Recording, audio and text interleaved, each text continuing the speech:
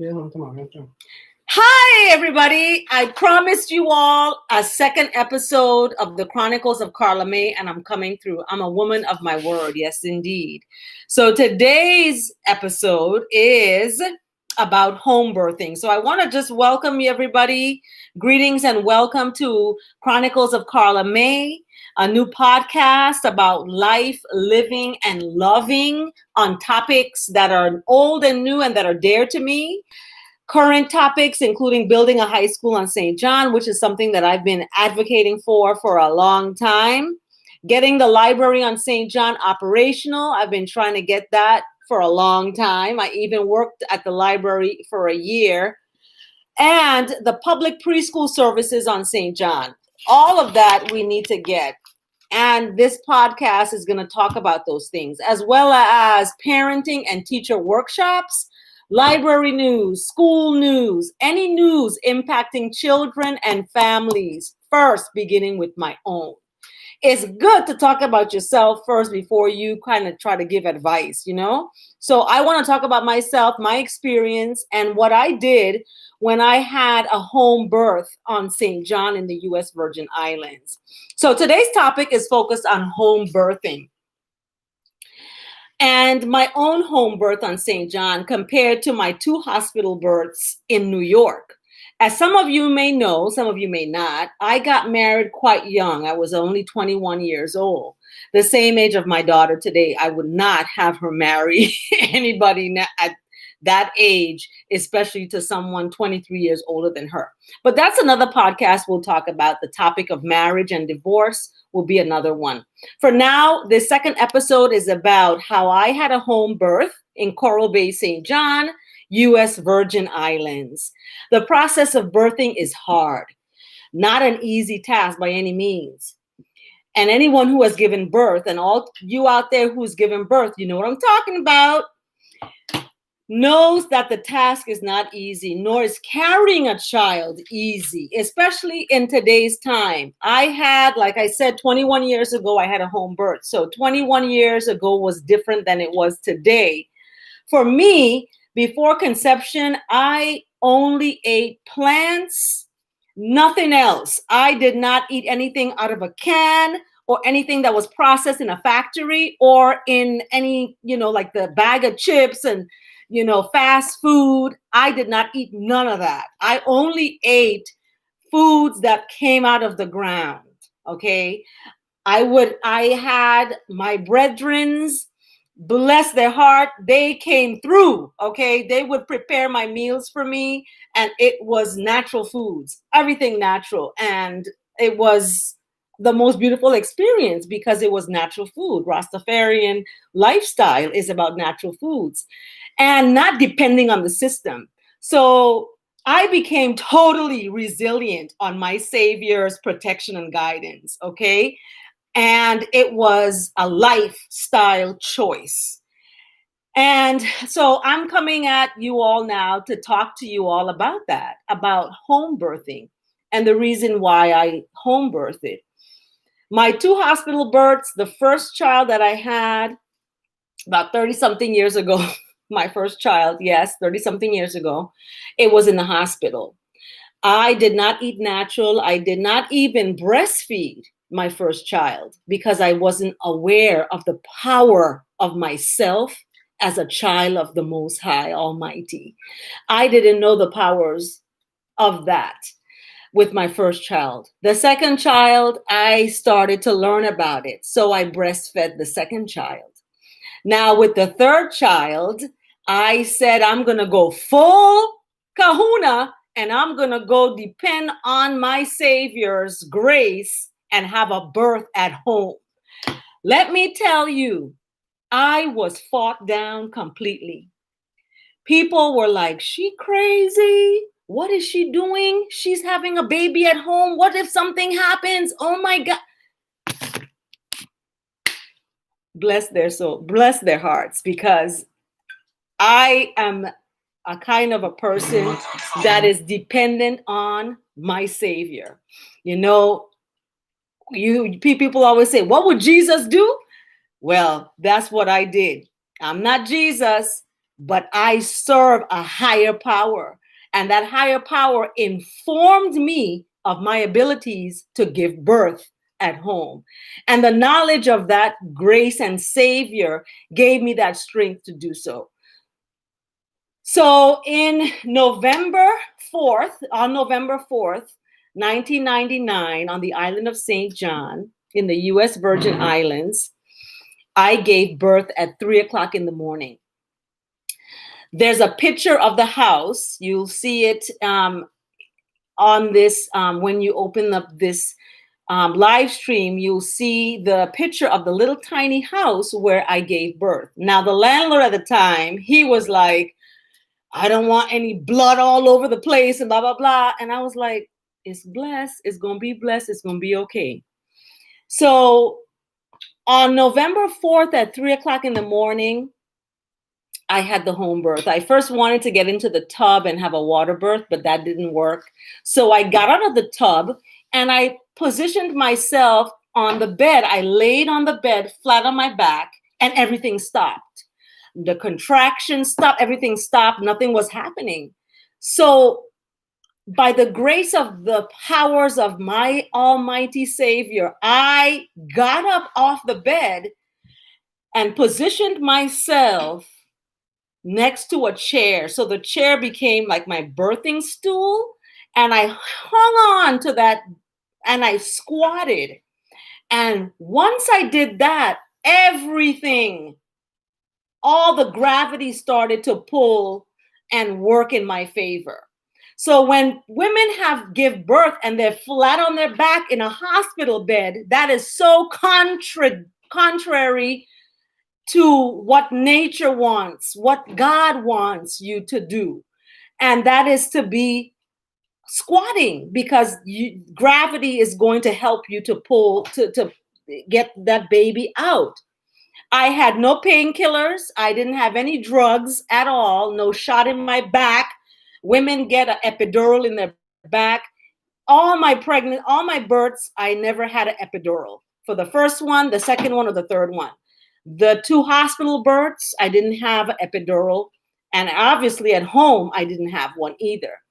So I was so empowered, and it was a powerful experience because I depended on the love and grace of the Most High. Some people are religious and they believe in God, but they're not fully in there in terms of they're going to depend on this Savior of theirs.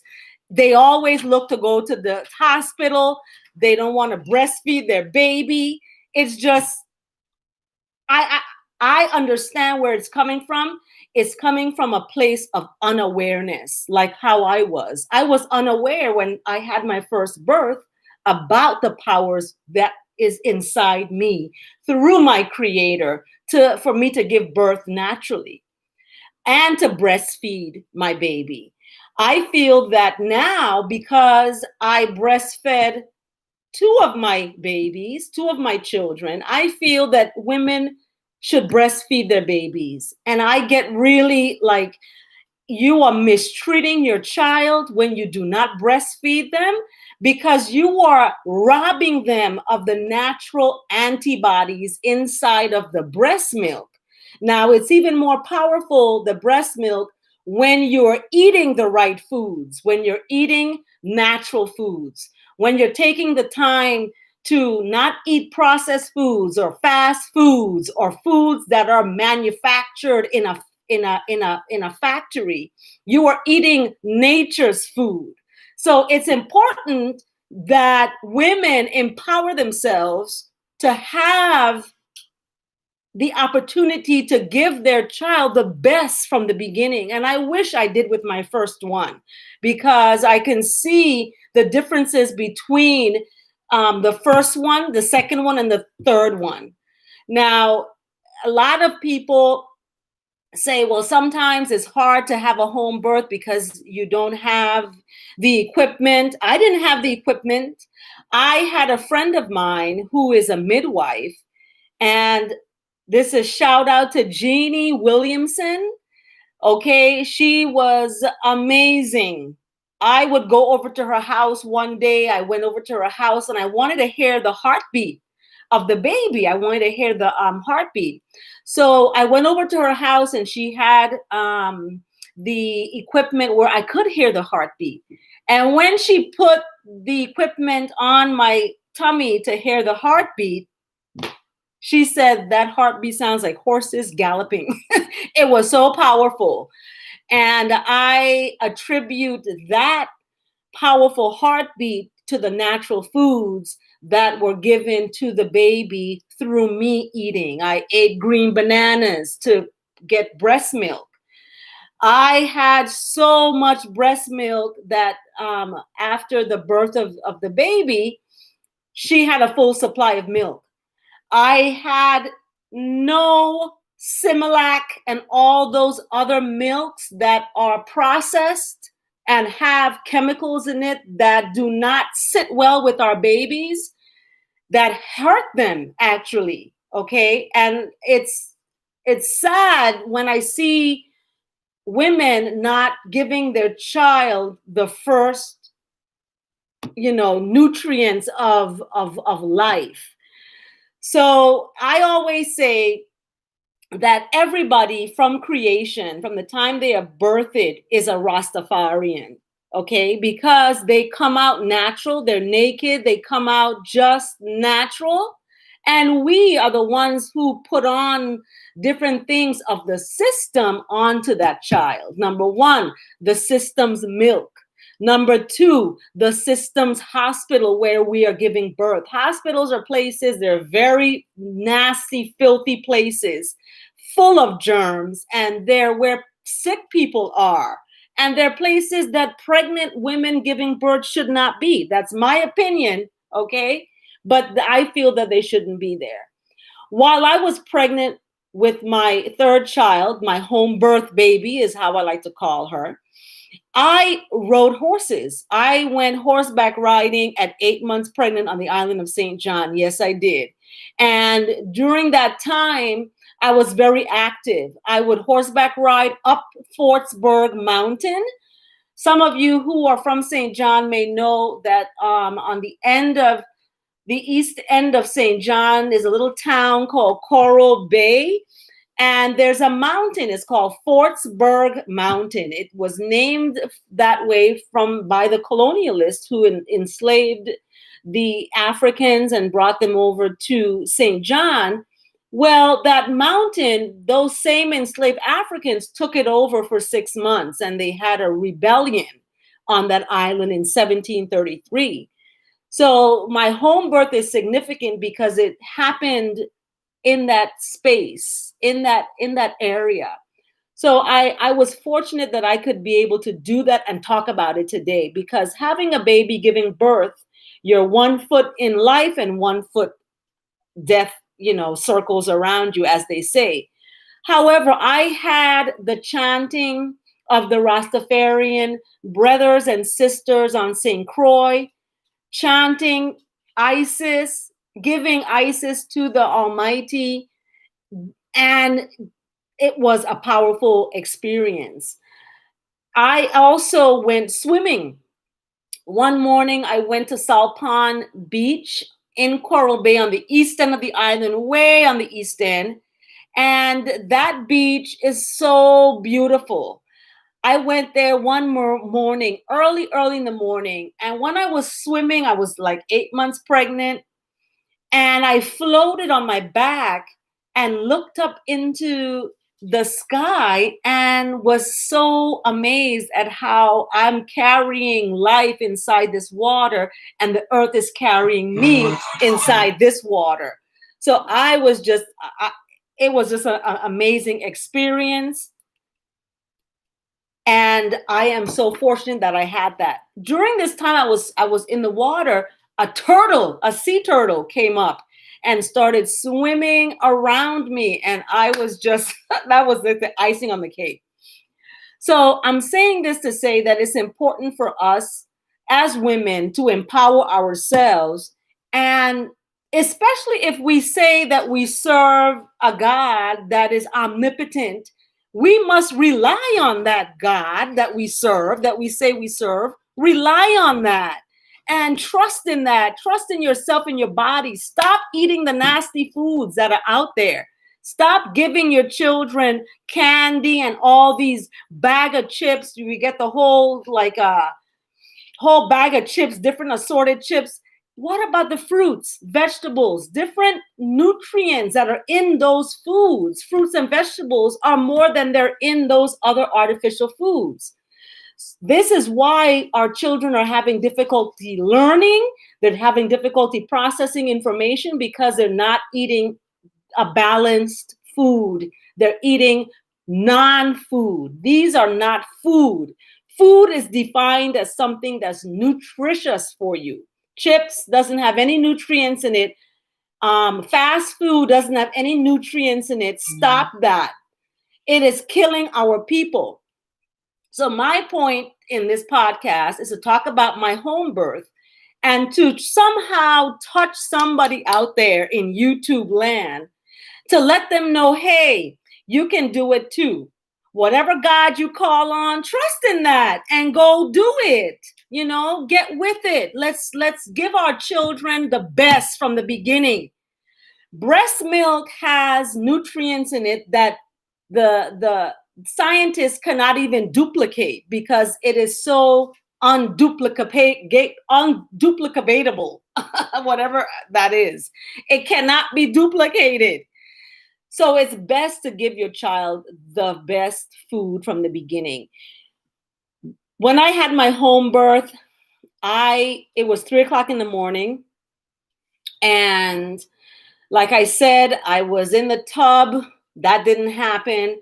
I got on the bed. That didn't happen. So when I got up and I squatted, then is when it happened. That's why women should not give birth on their backs on a table in a hospital. They should give birth squatting. Go to a birthing center. There's birthing centers.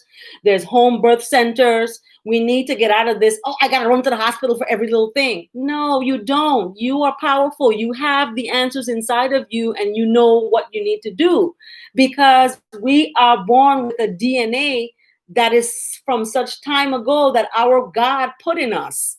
So we have that in us to do. Why are we not listening to that? So because I had a home birth on St. John, I am advocating now so much for women to give birth at home. And the first birth I had was in a hospital, so I know what that experience is. Some of you may say, oh, she don't know about hospital births because she's talking about a home. I had a hospital birth. Okay, I was in a hospital for my first and my second birth, and they were horrible. Okay, I was on a steel table for the first one with my feet strapped up in stirrups. Okay, it was horrible. I was just traumatized. The second birth in the hospital was worse than the first because I had my child taken away from me. Okay, and it was sad because I had to go up to the third floor where he was in a nursery with other babies. No. Home birth, you stay home. Your baby is on your chest. Let me explain to you how I did it. Once I squatted, I actually could feel the head. And each contraction, I just pushed. And the shoulders was the hardest because once those shoulders come out, they're stretching you open. It was hard. So the baby had to turn a certain way. Once that was out, everything else just swooshed out. Once she swooshed out, I took her and I put her on my chest like this. And I started immediately. She started crawling up to the breast to find her food, okay? Because that is what God has intended for us to do. We have gone astray from the Most High. So when we have issues with our children, no, it's not nobody's fault but your own because you did that to the child. You denied them the natural healing powers of your breast milk. The breast was made for that purpose, okay? I have some tips on breastfeeding. You have a husband, you have a partner, have them stimulate your breast so you can get the milk out. Have them even put their mouth and start sucking on the breast so you can then have the baby start sucking, and it wouldn't feel as hurtful. I cannot stress this enough, that the importance of having your child given the best from the beginning. Once I gave my home birth baby breast milk, the first minute she came out, that's what she had. She slept right next to me that same morning she was born. She wasn't taken away up to the third floor. She wasn't examined and poked at. She didn't come into the world where she, saw bright lights shining down on her. She came into the world in a natural way, and that was less traumatic for her and powerful for me. Once she came out and she was on my chest and began nursing, the milk came out immediately. Okay. I was not thinking about how it felt, if it hurt, if it not, what happened. I was focusing on what God, the Most High, had me to do. Okay. And once I focused on that, it wasn't no pain. It was smooth as pie. Okay. She would drink milk to the point where she would gulp the milk. It was so much milk. Plus, when you eat boiled green bananas and you mash them up with some little bit of butter or, stuff like that, that's another way of getting breast milk. So once you know the right way to go, you're going to be okay. That was the dog barking and agreeing with me. Thank you. Because it's important. We must give our children the best start in life. And the best start in life is breast milk. Okay. If you can't have them suck on it, pump it out. Get a pump and squeeze the milk out. Pump it out, put it in a bottle, and have the dad feed, or the partner, whoever you're with, feed the baby. This will prevent your child from having colic. It'll prevent your child from having acid reflux. It'll prevent your child from having all kinds of maladies and adversities. Adversities meaning sicknesses, because the breast milk has antibodies in it that's going to prevent them from getting sick immediately. So I put this phone on mute, but it's still ringing and something's wrong with my phone. Anyway, so it's important that women out there know that and have that sense in themselves that they are powerful and they are able and capable of giving birth and breastfeeding their child and giving their child the best. Do not have the system make you afraid of your own power. Don't let that happen. Now, this home birthing episode is not just about my home birth experience, but it's also about living in a natural way, giving everything you have inside of you and trusting in your creator. Okay. Trusting in that. Some say Negus, some say Jesus. Whatever you say, live that. If you believe it, you live it. Okay. Now, some people believe it, but they don't live it. They say they believe it, but yet they don't. Action speaks louder than words. Okay. It's important and it's necessary, especially for our children, to have the best start in life. So with that being said, I just want to let everybody know that when you get ready and you want to have a baby, think about those things. When you're laying down conceiving that child during either artificial insemination or through the natural process of intercourse with a male and female, know that when you are doing that, there's a possibility, if you're not protecting yourself, that you can become pregnant. So when people are surprised, oh gosh, I'm pregnant, you were having sex, so you should know that that's a possibility if you're not protecting yourself. So before you even do that, think about your body. Think about this house that's a temple of the Most High. This is the temple where you are going to be having this baby live inside of you for 9 months. It has to be clean. It has to be clean. It has to be ready.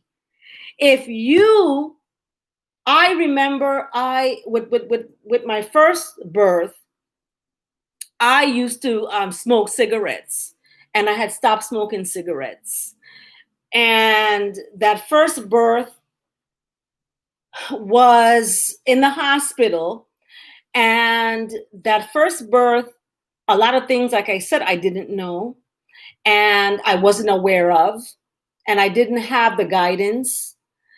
And it was hard because of the fact that I didn't know what I was doing. So when my breast started filling up with milk, I would go into the bathroom and I would squeeze it into the mirror, and it would just shoot onto the mirror, all this white milk. And I didn't know. I was like, what is this? So my first child was not given breast milk.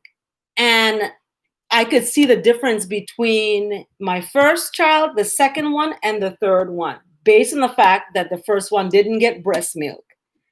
And it's hard because we are a type of people, we seem to have gotten away from our true selves, okay? As children of God, we have gotten away from who we are, and we have taken on, it seems like, the oppressors, ideologies or thinking or mentality that you have to go to the hospital, or if you're hungry for food, you have to go and get fast food instead of, getting some vegetables and throwing a salad together or something. Eating the right way, teaching our children to respect our bodies and not take our bodies and use it as a friggin' trash can. Like you're putting trash inside of. Do you think the Most High wants to live inside of a temple that's dirty and nasty? I don't think so.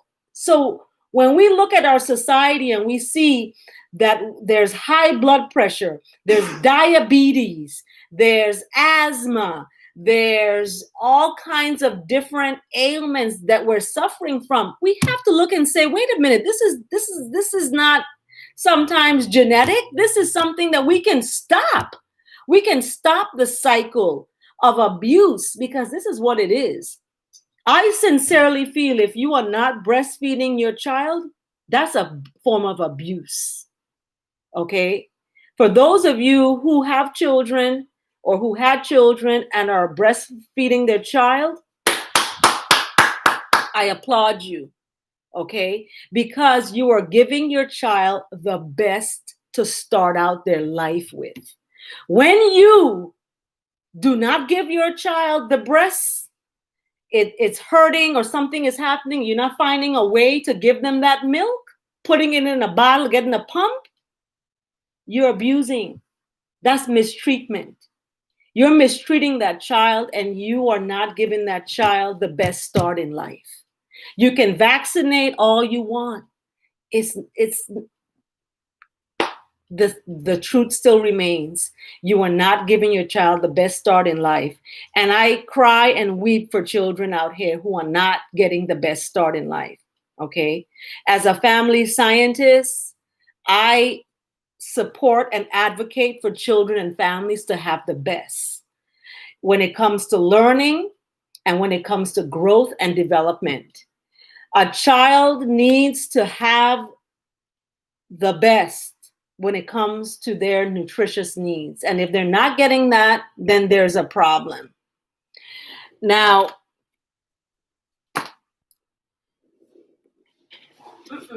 you get back over there. Now, when we look at home birthing and we look at the process of home birth, I just want to say that you have to think about the child. The child has to come first. Okay, hold on just a second.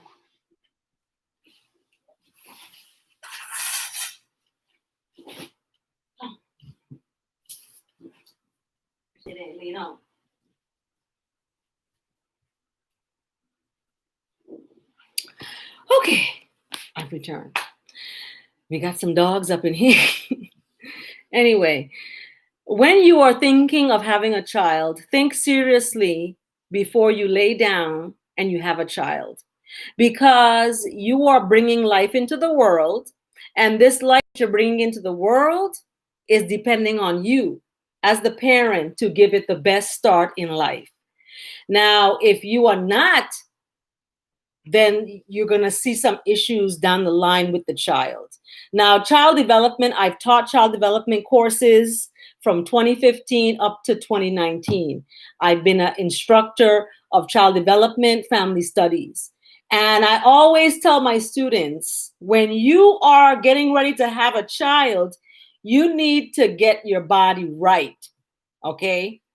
Get your body right, meaning start eating fruits and vegetables. Start preparing your womb for that child, because the baby has to live inside of you for 9 months, and you have to give it the best start. You have to give it everything that it needs, and what it needs is nutritious foods. If you have cravings for foods that are not good, guess what? Your spirit's supposed to rise, and you're supposed to overcome those fleshly needs and give the baby what it wants, not what you want. It's not about you. It's about the baby. So when people say, oh, I got a craving for this, I got a craving for that, and you go wanting to do this, you want to go eat that, it may not be right. If you have a craving for some, kale salad and some smoothie, banana, and mango smoothie, yeah, that's a good craving. But when you are craving foods that are not good, that's not good. That is the flesh taking over, and you need to rise that spirit up some more. So when I had my home birth, like I said, November 4th, 1999, at 3:00 in the morning, I did not have to leave to go to any hospital. Okay. November 2nd, 1999, the coronation day of Haile Selassie I, was when I started going into contractions. I was at Costuless with my dad and my mom, and we were shopping, and I was in the bathroom, and some water kind of leaked out, and I told my mom, and then she told my dad, and my dad was like, you got to go to the hospital. We're not going up to St. John. We're going to take you to the hospital. I said, no, I'm having a home birth. I wanted to have a home birth in Ethiopia, but I couldn't get there. So I had to settle for St. John, Coral Bay. So I told my dad, no, I'm going to have a home birth. And this is what this is what has been guided. God has guided me from such time ago, even though I never knew that God was guiding me. I've been guided from such time ago. And I always make decisions based on that guidance. And some people don't agree with those decisions because they don't understand them. So my dad didn't understand it. So I had to explain to him, look, I am having a home birth. This is how the Most High has set me to do. And this is what I'm going to do. So my dad was like, okay. So 2 days later, on November 4th, because it was late in the day on November 2nd. So November 3rd was just getting ready. I was in, getting contractions and getting ready. So November 3rd, the whole day was that. And then November 4th at 3:00 in the morning was when that happened, when the home birth happened. And that was an experience, because that same day, my dad and my mom, I think it was that same day or the day after, they drove out to Coral Bay, and my dad brought me um, cloth diapers with the pins, where you pin the diapers, the cloth diapers. He brought me a pack of those. And I was so amazed, because it shows the support of my God, who guided me to have this natural experience and not depend on anything in the system, just the powers of the Most High. So my dad fell in line and he brought me, went to Kmart and bought me the cloth diapers and the pins. Now, the reason I'm saying this is because when not only breastfeeding gives the child the best start, also when you have cloth diapers, that gives the child the best start, because guess what? It's cloth and cotton is going on to the child's private area. You don't have the child having yeast infections. Yes, babies do have yeast infections from Pampers, okay, because it's not natural. So the cloth diapers, yes, it's a lot of work. You got to wash them out and you got to hang them out. But guess what? Hard work never kill nobody. And guess what? The road to life is hard, but the road to death and destruction is so easy. So when you think something is easy, you better check it, because it might not be leading down the good path. So I advocate for cloth diapers, and that's what I gave to my home birth baby. The other two babies I had, I didn't give them cloth diapers, and their potty training was hindered because of it. The home birth baby, when I potty trained her, she knew to go to the bathroom because she didn't want to feel the wet cloth on her. And she was 1 year old, a year and a half approximately, when she started going to the potty. Okay, we have 2-year-olds still in pull-ups. We got 3-year-olds still in pull-ups. We got 4-year-olds still in pull-ups. Why? That's making money for the system, and then you're defeating your child. You're not giving your child the best start for them to consciously go to the bathroom. You're like, putting a Band-Aid on it. It's like, no, let them experience a cloth diaper so that they can get that experience and be able to feel and go to the bath and have that potty training. Okay? When you have cloth diapers, another thing, you can look at how your child's stool looks.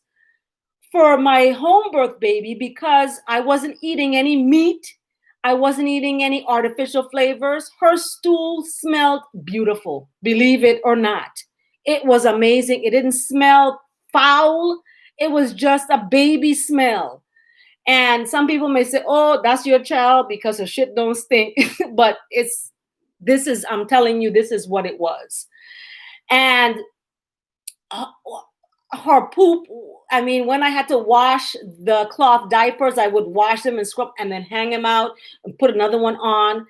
And the process of breastfeeding was every 3 hours at first. Every 3 hours, she would eat when she was ready. When she was ready to eat, she would let me know by the sounds she made, and she would let me know. And I would take out my breast wherever I was, and I would breastfeed.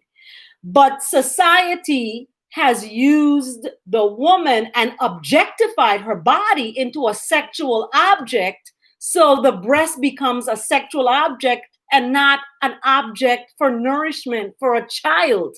So we have to get out of that. We have to start looking at our bodies as a temple of the Most High, and that the breast is part of that temple and is part of what God put there for us to give to the child, to feed the child and give the child the best start in life. Okay? So when I use the cloth diapers, one of my mom's coworkers, when she was working, she's not working anymore now, she's retired, but when she was working, one of her coworkers I met, she somewhere, I can't remember, on St. John in Mongoose Junction. And she was saying to me, why don't you just go get some Pampers? It's easier to just go get some Pampers. Why are you using cloth diapers? That's a lot of work. And and she was carrying on. And I said, lady, I said, bless your heart. Forgive them, God, for they know not what they do, nor do they know what they say, because she had no clue. But she professed Jesus. She's a godly person, but yet she depends on a system. So when I look at this, I say to myself, I have to consider the source. Who are these people saying these things? Do they have the knowledge really of the Most High in their life, living every single day? Or do they just do that on Sunday?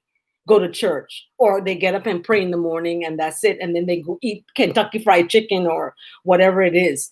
So we have to start looking at who are we? What are we?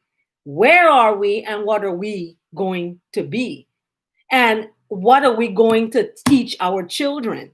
Are we going to teach our children that they have to go get Similac to feed their baby?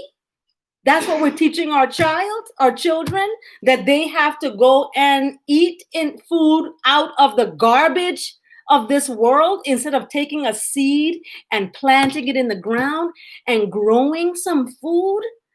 Every time a child is born, you should plant a seed, a fruit tree, or some kind of tree. When my home birth baby was born, I went and I took her placenta. I put it in the freezer, and I wish I had known at that time that I could eat it, but I didn't. And I wish I had known at that time that you don't cut the placenta, the umbilical cord right away. You leave it alone for a couple hours or some people leave it for a day attached to the child so that they can get the nourishment that's left in the placenta. In this Western civilization of the system that we're in, they cut the umbilical cord right away and they take the placenta and they don't give it to the woman. Those are stem cells that they're using from the placenta. So let me ask those women out there who has had babies in the hospital, what did they tell you they've done with your placenta? Did you ask them what they've done with it? Did you want to know? We have to be educated. We really have to be educated, and we really need to learn about our bodies through Christ that gave his life for us to live, not to die out here following these kinds of things.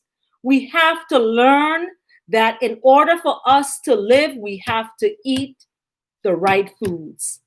Okay, we cannot live our life to eat. Oh, what are we eating today? What are we eating today? We have to eat to live. We have to change that paradigm. So the breastfeeding, the cloth diapers, please, anyone who is out there that's pregnant right now and you're about to have a baby, think about these things. Maybe it may be too late, maybe because you hadn't eaten the right way in the first place and now this has happened. If you find that your baby is having issues with drinking the artificial milk, they're going to have issues drinking artificial milk. I'm going to tell you that right now. You're going to have to give them other stuff, medication and all kinds of other stuff, because the artificial milk is going to hurt their bodies. It's not natural. So you have the capabilities inside of you, is whether or not you use it. That's all it's about. It's whether or not you use it. Now, for those of you who want to use cloth diapers instead of Pampers, I advocate you go online and you look up cloth diaper, and you can get them even sent to you, and you can send them back and they can wash them and send them back to you. So there's a will, there's a way. Believe me, there are people who are creating the natural way for women who want to give birth the natural way and want to raise their children the natural way. You're going to have less learning disabilities with your child when you breastfeed your child. Your child is going to be intellectually smart when you breastfeed your child, because the antibodies inside of the breast milk is so powerful that it creates synapses in the child's brain, which is networking for more information to be processed in that child's brain. So when they get into their toddler years, the preschool years, they're going to be learning like a whip, okay? But when you give your child, artificial milk, you're going to see some learning disabilities. You're going to see lots of issues. You're going to see a lot of different things that is going to, impact negatively that child. So I advocate for breastfeeding. I advocate for home birthing. I advocate for cloth diapers. And it's important that you do so because it'll give your child the best start in life. With me, I was working while I was breastfeeding.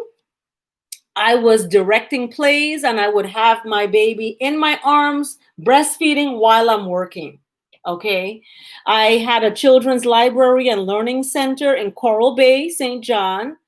And the Young People's Library and Learning Center on the agricultural station grounds was a place for children to have after school activities. And it was also a place for where I had summer camps. And during that time, I was breastfeeding and I was still working with children and in, summer camps. So I'm saying that to say that breastfeeding should not be stopped because you're working. You can find a way. It's important that is maintained because, like I said earlier, children are the future. Okay, children are the future, and children are part of this wonderful world that we live in, and that we must give them the best that we can. So when I look at when I look at the home birthing process, I look at it like that in terms of natural living, natural healing. So the home birthing process was, for me, powerful because it empowered me to the point where I after my home birth, I went and I pursued my associates of arts in teaching child development with a specialization in early childhood education. I also pursued a bachelor's in interdisciplinary studies where I was an elementary teacher for 2 years. It empowered me to pursue a master's in family studies to learn more about the family's role in child development and academic success. It empowered me to pursue a PhD in family studies, which I'm going to be receiving in a couple days. And it also empowered me to achieve a master's in library science, which I'm receiving in a couple days as well. So I'm getting 2 degrees at the same time on Friday, the 11th. Stay tuned because the third podcast is going to be coming and is going to be talking about my graduation with my PhD. So I am so excited because Chronicles of Carla May is actually, this is our second episode, and we're talking in the second episode about home birthing, but we're also going to be talking about different topics. And one of the topics is marriage and divorce. The other topic is daddy and daughter relationships and religion and mental health. We're also going to be talking about what is fire. When Rastafarians say fire burn, what does that mean? It means love because the fire is love. So when you hear that, don't get offended and be like, oh, you're you're burning me? No, it's love we're sending you, okay? Because the love of the Most High is a burning fire. The love of the world is different, okay? When you say love in this world, it's a different concept than God's love, okay? God's love is a burning fire. So I see it that way. Now, I had a parenting with pies, a parenting with pies workshop for parents December 4th, which was last Friday, but that had to get postponed due to some individuals couldn't get their $27.99 to, join the workshop. So we didn't have a big turnout. We didn't have a turnout on the 4th. So I'm going to have to reschedule the Parenting with Pies workshop, because the Parenting with Pies is using pies to parent your child, thinking about their physical, intellectual, emotional, and social development. Those 4 areas of development for a child is so significant and crucial that we need to focus on getting a slice of those every single day for our children. And getting a slice means that you are engaging your children in physical activity, intellectual activity, emotional activity. They come home and they talk about their day. How was your day? How was your day? And social activities. Social activities could be at home, it could be with peers, or it could be at school or in the community. So we not just want a social, okay, and emotional development. We want to look at intellectual development and physical development. Too many of our children are obese in the United States. The United States of America has the highest obesity rate in any other nation. And it's sad because most of those statistics are Black African American people who are suffering from obesity. And a lot of times it is because of the way people eat. If you're going to eat foods that have no nutritious value, the only value they have is calories, that's going to make you fat. It's going to make you big, okay? I stepped away. Going through menopause in my life. At the moment, I was going through menopause at the moment now, but it's over with because it's been a year now. I was having, my body was going through changes, and I wanted to eat meat again. And I went off into this world of eating meat and eating stuff that wasn't good for me. And I gained fat on my body. I had stopped doing my yoga. Now I've started back doing my yoga, and I can feel the difference in my body. I can feel the change in my body. So if you get into that situation where you want to eat bad things and you want to eat stuff that's not good for you, have support in your life to say, nope, we're not going to do that today, or no, we're not eating that today. So get a support system around you of like-minded people who also eat naturally, who also eat, healthy food, so you can be supported with that.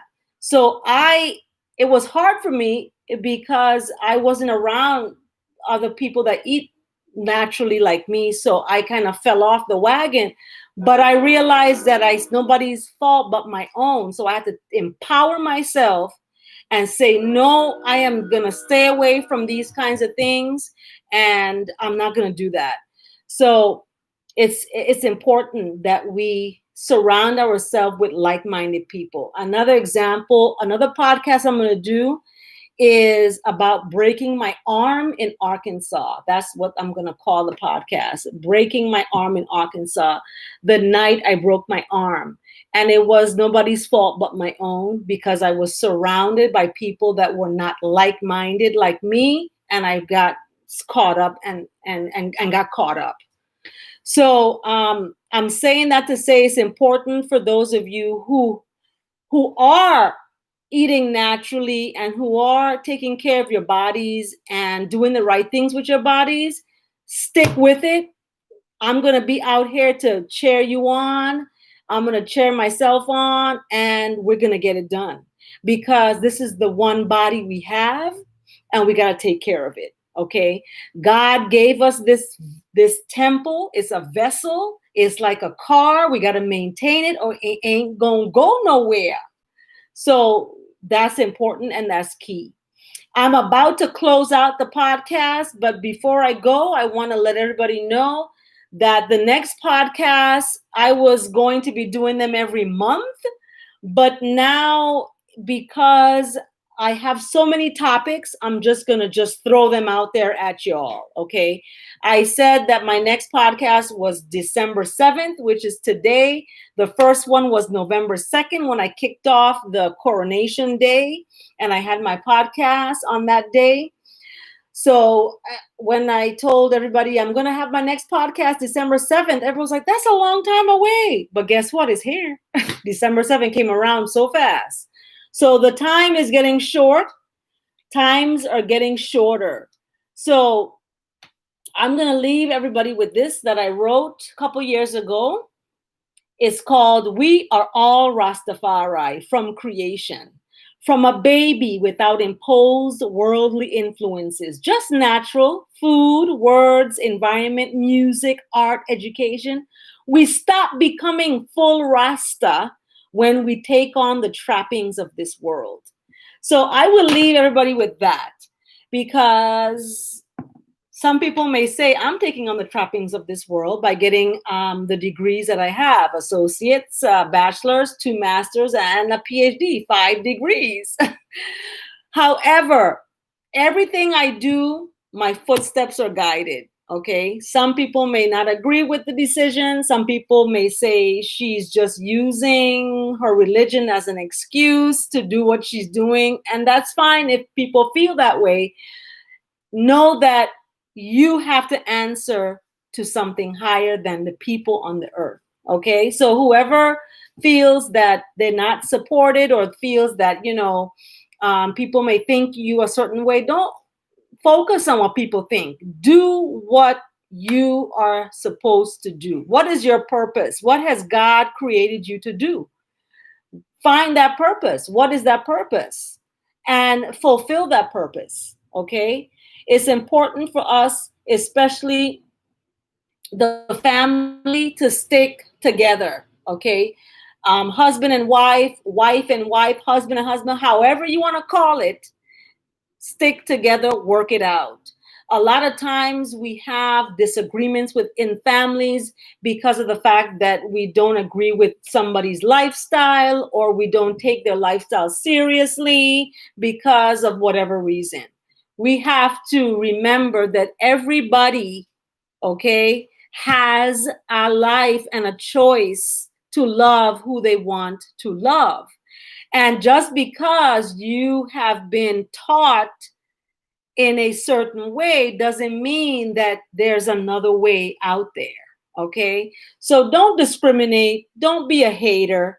Be a lover and always know that one love is the key. It is the key to success.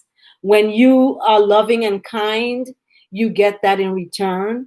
If you don't get that in return, it's something you did that caused that to happen. Okay. So like I said, my next podcast is going to be called Breaking My Arm in Arkansas. And it's going to reveal how you create your destiny. Nobody else does but you. Okay. When you stop to say to yourself, guess what? I'm responsible. Okay. It's not a banana peel on the ground that made me fall. It's me. And the things that I did that were the consequences. And that's the action. When you put out, you get back. So it's important to live life in a one love and to live life in a clean kind of mentality thinking. Alcohol, drugs, tobacco, cut it out of your life completely, because it almost took my arm off, and it almost made me paralyzed or paraplegic without an arm. Okay. So keep that in mind. And as I end this podcast, I want everybody to remember that we are going to be returning with another podcast coming up, and is going to be talking about breaking my arm in Arkansas. Last summer, when I went to Arkansas, that happened. So thank you so much, and stay tuned.